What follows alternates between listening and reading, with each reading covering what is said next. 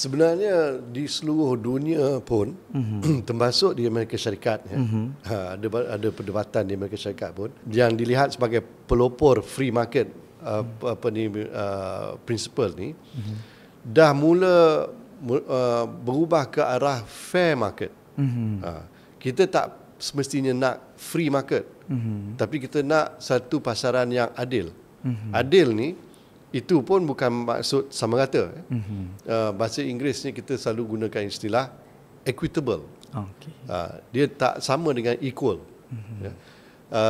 Jadi equitable ni lebih pada seimbang. Seimbang tak sama dengan sama rata.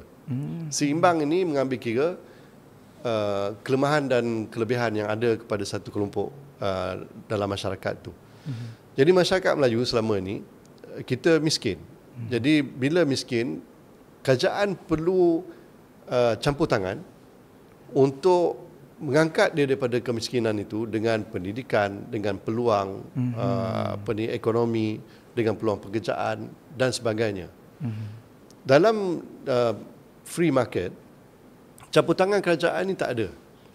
Kerajaan bersikap bebas, dia membenarkan pasaran menentukan.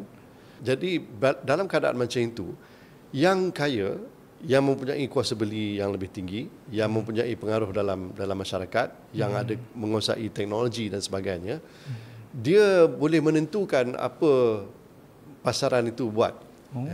Jadi dia tentu akan menggunakan kelebihan yang dia ada berbanding orang lain untuk kepentingan diri dia, untuk keuntungan diri dia. Jadi monopoli lah. Dia jadi monopoli, jadi oligopoli, kadang-kadang dia pakat sama-sama sendiri. Jadi itu yang wujudnya kartel dan sebagainya yang ada sekarang ni.